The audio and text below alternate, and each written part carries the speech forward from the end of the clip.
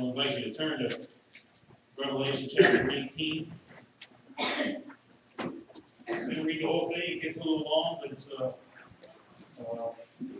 we'll read the whole thing. After this, I saw another angel coming down from heaven. He had great authority, and the earth was illuminated by his splendor. With a mighty voice he shouted, "Fallen! Fallen is Babylon the Great, for she has become a home for demons, and a haunt for every evil spirit, a haunt for every unclean and detestable bird. For the nations have drunk the maddening wine of her adulteries. The kings of the earth committed adultery with her, and merchants of the earth grew rich from her excessive luxuries. Then I heard another voice from heaven say, 'Come out of her, my people, so that you will not share in her sins, so that you will not receive any of her plagues. For her sins are piled up to heaven, and God has remembered her crimes. Give back to her as she has given. Pay her back double for what she has done. Mix her a double portion from her own cup.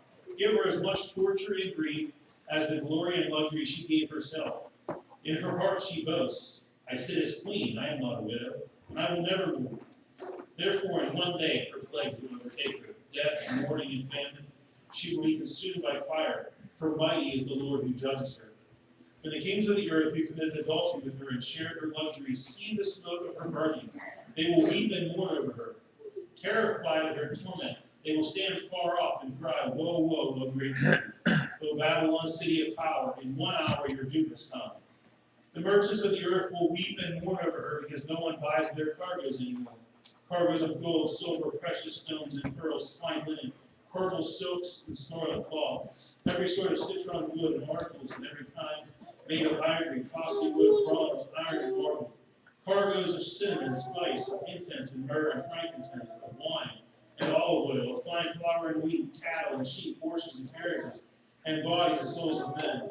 They will say, the fruit you long for is gone from you. All your riches and splendor have vanished, never to be recovered. The merchants who sold these things and gained their wealth from her will stand far off, terrified at her torment.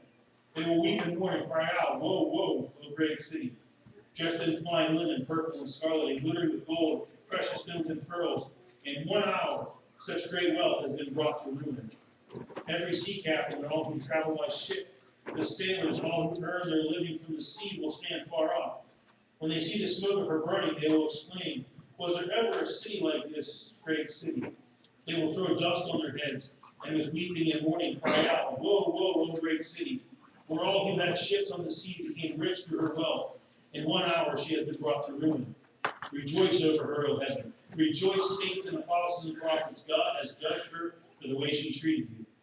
Then a mighty angel picked up a boulder the size of a millstone and threw it into the sea and said, With such violence the great city of Babylon will be thrown down, never to be found again. The music of harpists and musicians, flute players and trumpeters will never be heard in you again. No workman of any trade will ever be found in you again. The sound of the millstone will never be heard in you again. The light of a lamp will never shine in you again. The voice of bridegroom and bride will never be heard in you again. Your merchants were the world's great men. By your magic spell all the nations were led astray. In her was found the blood of prophets and of the saints, and of all who had been killed on the earth.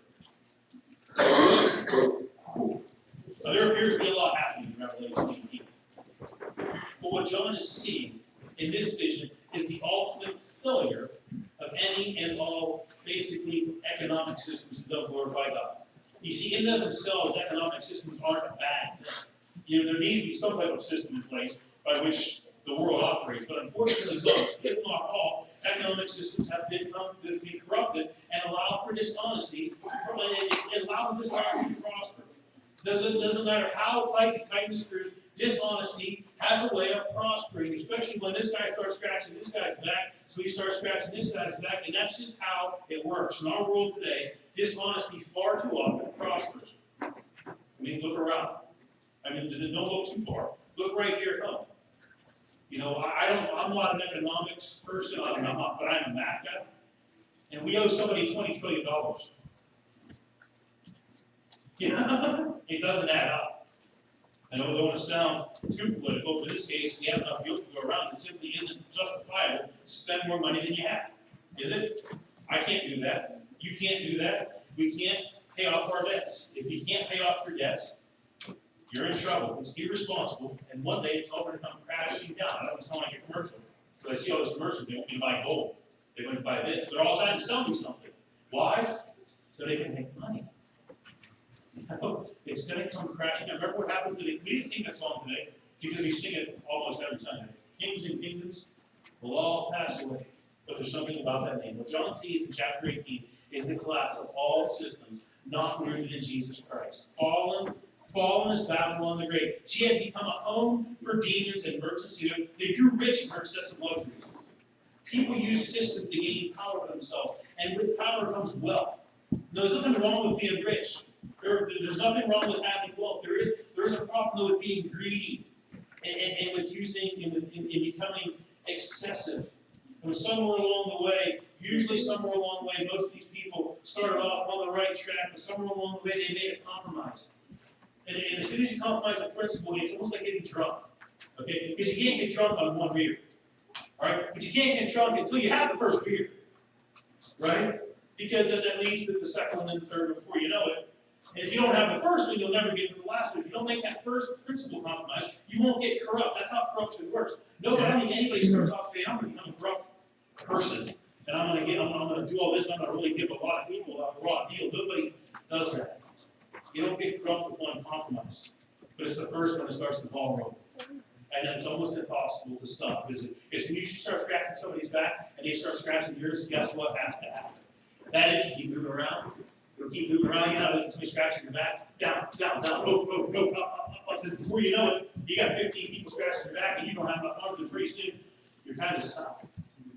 And you're doing things you've never dreamed possible. In verse 4, the angel from heaven says, come out of her, my people.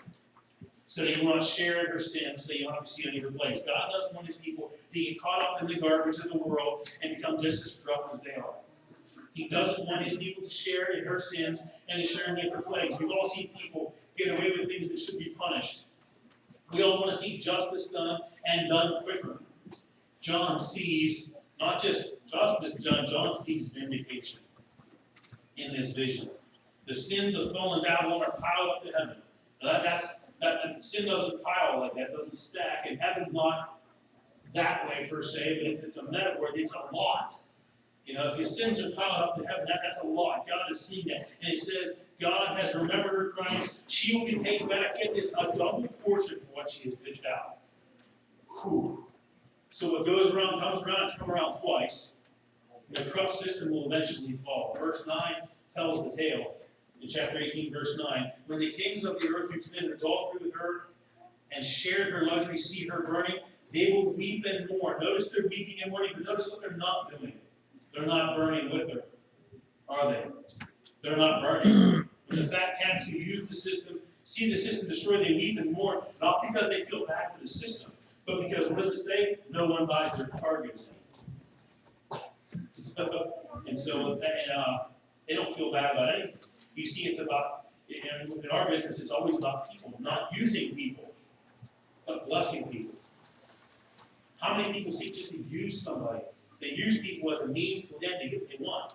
And after they're done using you, they stop calling. They don't care about you anymore. We've all seen that done. I can't tell you how many people I thought were my friends until I was like, oh, so we weren't really friends. We were just kind of like, that was just for, okay, I got you. In other words, don't call again next week when you need another favor, because not a back scratcher. You know? That's why we be friends, but not buddies. And so we want to bless people. Corrupt systems who use people to get what they want. There's systems that glorify God and seek to bless people with the saving gospel of Jesus Christ that need to be us. Remember, it's not the system that's the problem. The problem is people. Evil people are the problem. It doesn't matter how you slice it, and you can take this argument to anything you want. It's not the machine, it's the operator of the machine, it's the person operating the system. Right? In verse 17, John sees the same. I didn't have time to read Ezekiel 27, but if you're reading Ezekiel 27, John sees the exact same thing Ezekiel sees in Ezekiel 27.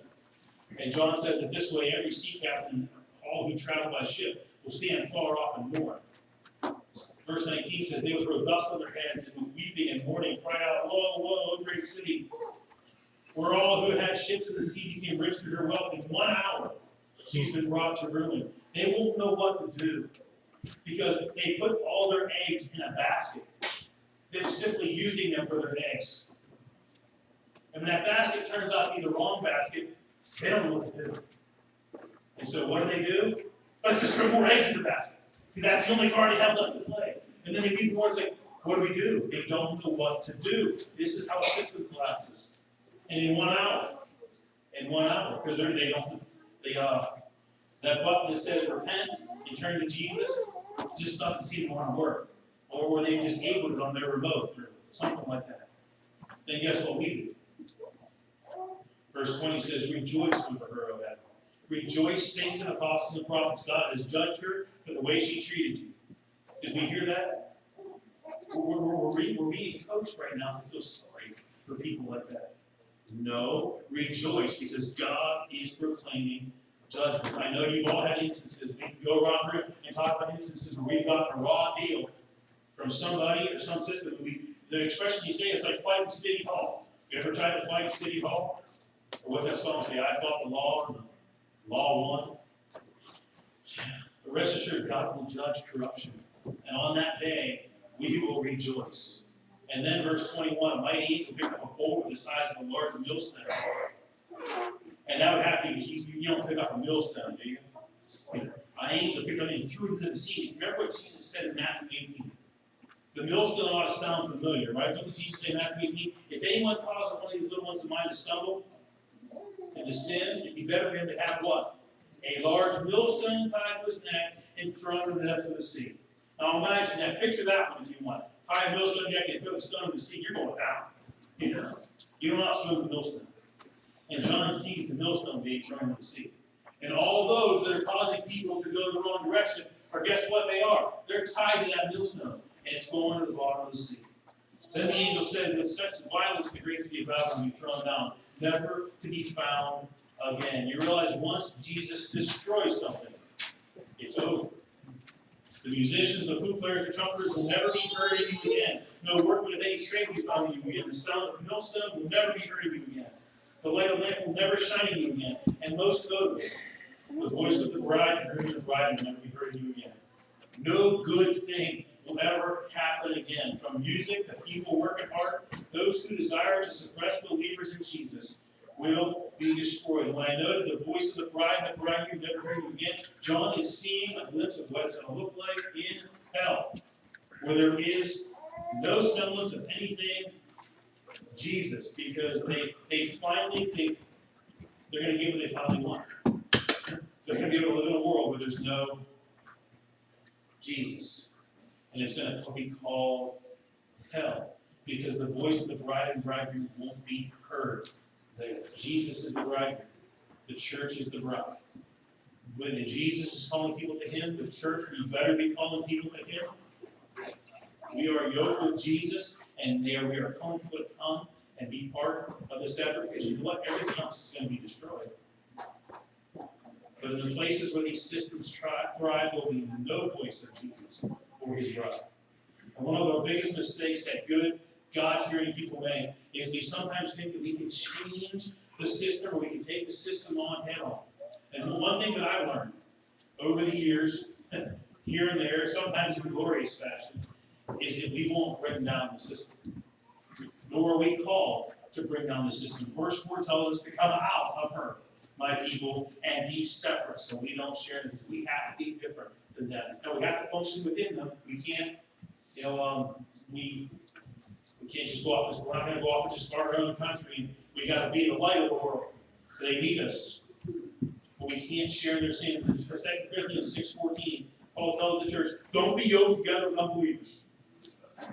You know what it's like to have a giant weight trying to drag. Trying to drag along. Don't be yoked together with unbelievers.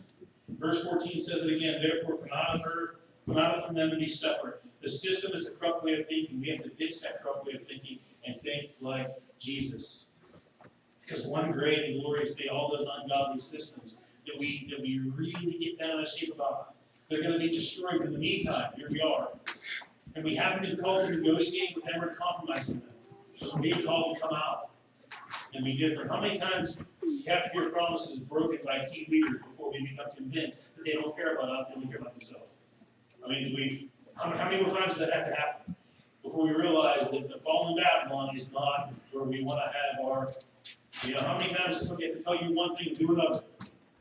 And it's a head scratcher. There are plenty of head scratchers in the world. How many times that they don't care about us? They don't care about advancing the gospel of Jesus Christ. The system only cares about maintaining its corrupt way of thinking. And we can't change that in others. We can shine the light of the gospel of Jesus Christ and hope and pray that one day they come out of her too. It's time for the church to come out of fallen Babylon and be separate and be who Jesus has called us to be. We're doing it. We're doing it. And we're liking how it looks. Because we're going to really love how it looks. And because all those ungodly systems will be destroyed one day, and on that day we will rejoice. May not be tomorrow.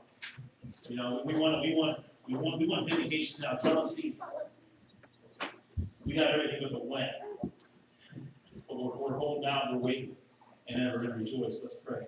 Father God, we thank you so much that while things may not be the way we want them to be now, there's certainly a lot of things wrong with our world. And Lord, even there's a lot of things wrong with people who think they want to fix the way things are with the world. Lord, and oftentimes we don't know what to do. We're kind of at a loss. But we're trusting that one day, as John saw the vindication, that we will see that vindication and we will rejoice on that day because you are indeed King of kings and Lord of lords.